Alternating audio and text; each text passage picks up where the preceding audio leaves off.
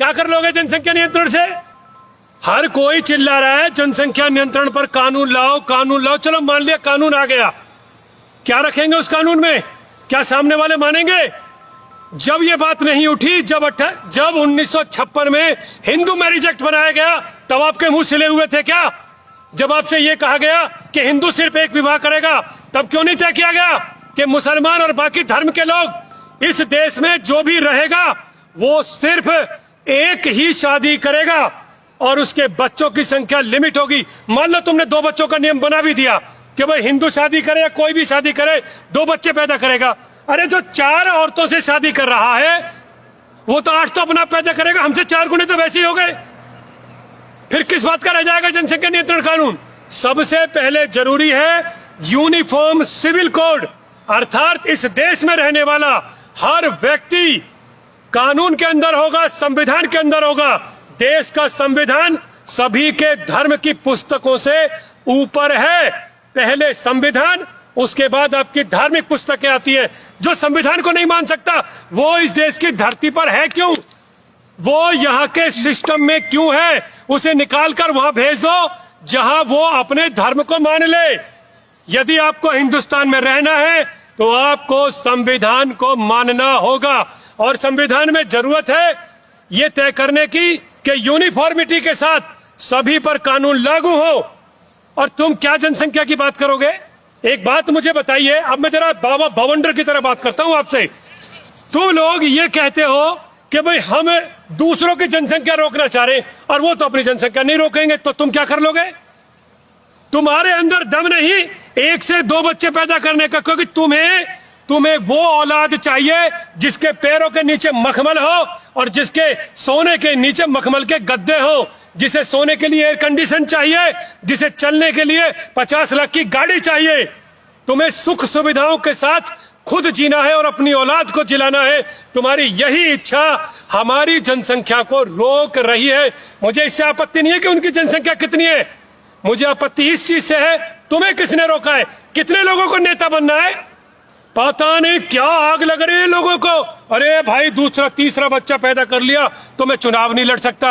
अबे तेरी ऐसी की तैसी क्या बनेगा? तू सरपंच, पार्षद, एमएलए, विधायक कितने बनोगे? सिर्फ वो एक इलेक्शन लड़ने के लिए जो तू कभी लड़ भी नहीं पाएगा, उसके लिए तूने अपनी जनसंख्या को नियंत्रित कर लिया। तू ये सोचता रहा कि मैं तो एक पैदा कर लूंगा और उस एक से ही सारा काम हो जाएगा। भैया एक बात सुन लो, ये लोकतंत्र है, यहां वोट से सत्ताएं बदलती हैं, वोट से, और जिसके हाथ में वोट होंगी वो जीतेगा। तुम्हारे और मेरे से नहीं जीतेंगे लोग। यदि हमारी जनसंख्या घट गई तो सत्ताएं अपने आप बदल जाएंगी और फिर उनके ही अनुसार नियम कानून चलेंगे।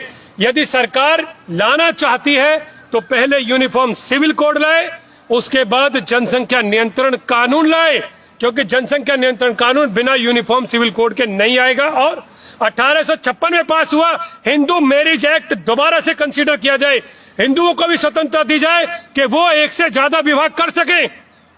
हमें क्यों नहीं छूट दी जा रही है 1 से ज्यादा विवाह करने की? चाहे हम करें या ना करें, लेकिन ये छूट होनी चाहिए। तीसरी चीज जिसकी सबसे ज्यादा जरूरत है देश में, धार्मिक कट्टरवादिता के खिलाफ। वो कट्टरवादिता चाहे मुस्लिम धर्म में हो, हिंदू धर्म में हो, ईसाई धर्म में हो, देश के किसी भी धर्म में हो, कट्टरता के लिए कोई स्थान देश के संविधान में नहीं होना चाहिए। जो कट्टर है ना उसको तो कट्टे में भर के बांध दो और डाल दो काल कोठरी में कि यहीं बैठ। जो कट्टर है उसको कट्टे में भर दो, तभी देश का संविधान बचेगा, तभी इस देश में लोकतंत्र जीवित रह सकता है। बाबा भवंडर ने कानून की मर्यादा में रहते हुए अपनी सभी बातें रखी है। मैंने आपको अपने अधिकारों को पहचानना सीखो। आज के मौजूदा लोकतंत्र में 100 में से 25 आदमी जिसके पक्ष में खड़े हैं ना, वो चुनाव जीत रहा है। तो आप सोच कर देखिए कि आगे चलकर क्या होने वाला है।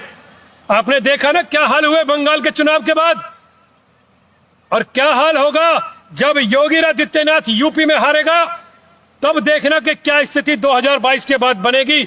अगर आपने धर्म के जातियों के ऊपर लड़ना बंद नहीं किया तो देश का लोकतंत्र तो खत्म होगा ही होगा।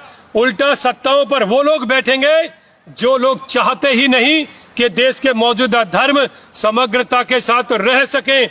जो ये बोल रहे हैं ना कि वैक्सीन नहीं लगवानी है, वही असदुद्दीन ओवैसी सबसे पहले वैक्सीन लगवा कर बैठा है। सोचकर देखना कि ये किन लोगों को भड़का रहे हैं।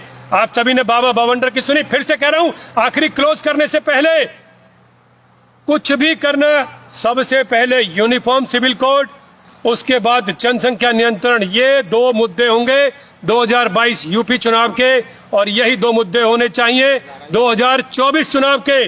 तभी देश का लोकतंत्र बचेगा। आने वाली पीढ़ियां तभी सर उठाकर जी पाएंगी। जय हिंद, जय भारत, जय हिंदू।